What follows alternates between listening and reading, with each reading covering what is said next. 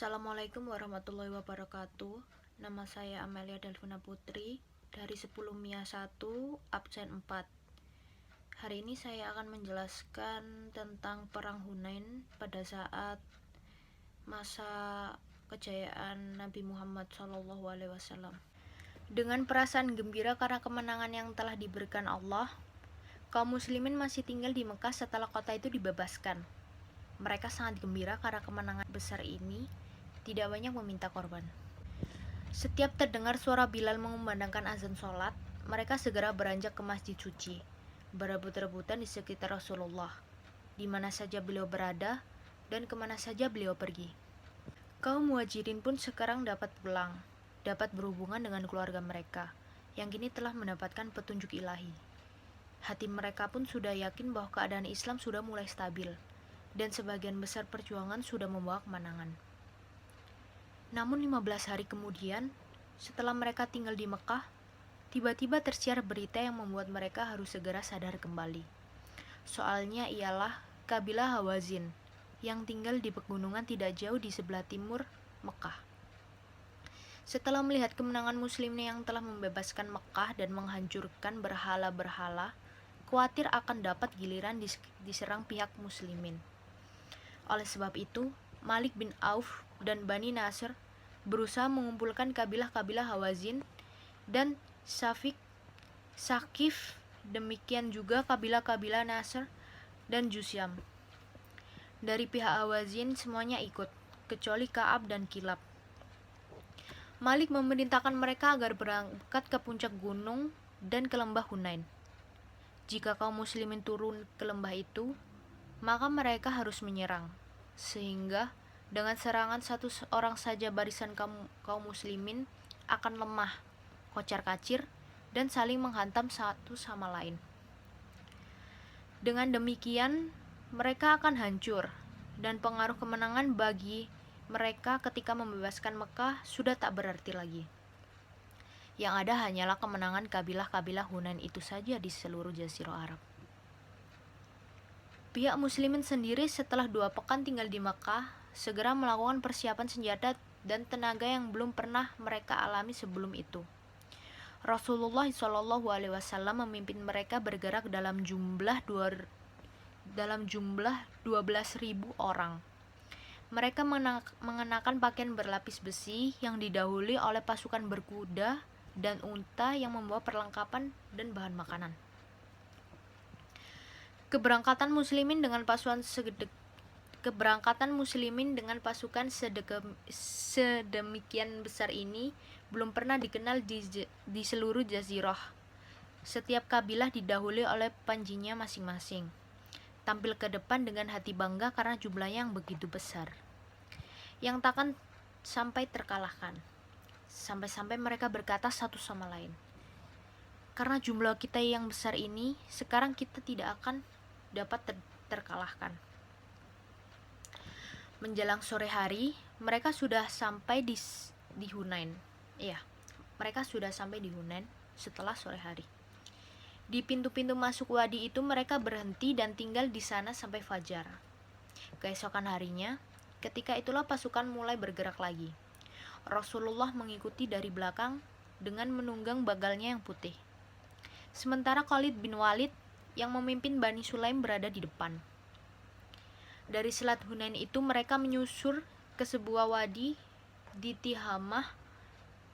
Namun akan tetapi, begitu mereka menuruni lembah itu, tiba-tiba datanglah serangan mendadak secara bertupi-tupi dari kabilah-kabilah yang dikomandoi oleh Malik bin Auf. Dalam keremangan subuh itu, mereka dihujani panah oleh pihak Malik. Ketika itulah keadaan muslimin jadi kacau balau. Dalam keadaan terpukul demikian, mereka berbalik surut dengan ketakutan dan kegentaran dalam hati. Bahkan ada pula yang lari tunggang langgang.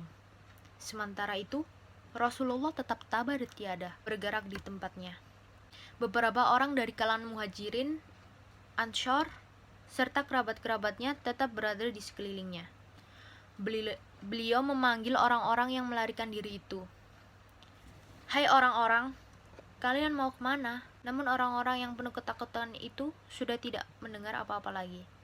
Yang tergambar di benak mereka hanya Hawazin dan Syakif yang kini sedang meluncur turun dari perkubuan di puncak-puncak gunung. Pihak Hawazin turun dari tempat semula, didahului oleh seorang di atas seekor unta berwarna merah dan membawa sebuah bendera hitam yang dipancangkan pada sabilah tombak panjang. Setiap ia bertemu dengan pihak muslimin, ditetakkannya tombak itu kepada mereka.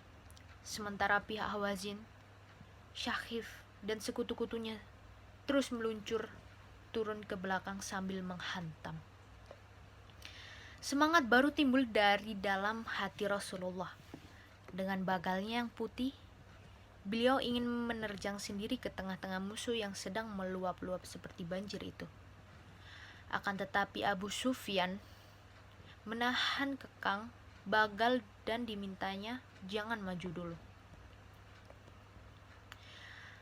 Abbas bin Abdul Muthalib, seorang laki-laki yang berpawakan besar dan lantang, suaranya berseru, "Saudara-saudara dari kalangan Ansor yang telah memberikan tempat-tempat dan pertolongan, saudara-saudara dari kami Muhajirin yang telah memberikan ikrar di bawah pohon, marilah saudara-saudara, Muhammad masih hidup." Seruan itu diulang-ulang oleh Abbas sehingga suaranya bergema ke segenap penjuru wadi. Disinilah adanya mujizat itu. Orang-orang Agabah mendengar nama Agabah, teringat oleh mereka akan Rasulullah, teringat akan janji dan kehormatan diri mereka. Demikian juga dengan orang-orang Muhajirin dan Ansor.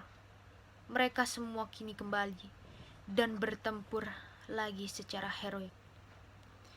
Pihak Hawazin yang sudah menyusur dari tempatnya semula kini berhadapan dengan muslimin dalam lembah itu. Sinar matahari mulai tampak dan remang. Pagi dengan sendirinya menghilang. Di samping Rasulullah kini telah berkumpul beberapa ratus orang yang siap berhadapan dengan kabilah-kabilah itu. Perasaan lega mulai terasa oleh Rasulullah tatkala dilihatnya mereka kini kembali lagi. Menyaksikan berkobarnya pertempuran yang semakin sengit dan melihat moral kaum muslimin makin tinggi dalam memukul lawan, Rasulullah bersabda, "Sekarang pertempuran benar-benar berkorban. Allah tidak menyalahi janji kepada Rasulnya. Akhirnya kaum muslimin berhasil memukul mundur dan mengalahkan musuh-musuh Allah.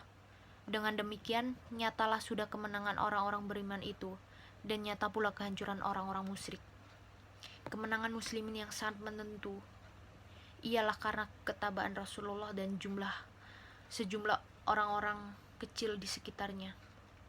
Dalam hal ini turun firman Allah, sesungguhnya Allah telah menolong kamu, hai para mukminin, di medan peperangan yang banyak. Dan ingatlah peperangan Hunain, yaitu di waktu kamu menjadi congkak karena banyaknya jumlahmu. Maka jumlah yang banyak itu tidak memberi manfaat kepadamu sedikit pun. Dan bumi yang luas itu telah terasa sempit olehmu. Kemudian kamu lari ke belakang dengan bercerai-cerai. Kemudian Allah menurunkan ketenangan kepada Rasul-Nya dan kepada orang-orang yang beriman. Dan Allah menurunkan bala tentara yang kamu tiada melihatnya. Dan Allah menimpakan bencana kepada orang-orang yang kafir. Dan demikianlah pembalasan orang-orang yang kafir. Sesudah itu Allah menerima taubat dari orang-orang yang dikehendakinya. Allah Maha Pengampun lagi Maha Penyayang. Hai orang-orang yang beriman, sesungguhnya orang-orang itu, orang yang musyrik, najis, maka janganlah mereka mendekati Masjidil Haram sesudah tahun ini. Dan jika kamu khawatir dengan menjadi miskin, maka Allah nanti akan memberimu kekayaan kepadamu dari karunia-Nya. Jika Dia menghendaki, sesungguhnya Allah Maha Mengetahui lagi Maha Bijaksana. Surat At-Taubah ayat 25-28. Akan tetapi kemenangan ini tidak diperoleh dengan harga murah oleh kaum muslimin. Mereka membayar kemenangan ini dengan harga yang mahal, dengan jiwa-jiwa orang penting dan pahlawan-pahlawan yang gugur dalam pertempuran. Sekian dari saya. bercerita tentang peperangan Hunain pada saat masa kejayaan Rasulullah, masa-masa berdakwah Rasulullah SAW. Semoga cerita ini dapat memotivasi, dan maaf jika ada salah kata. Wassalamualaikum warahmatullahi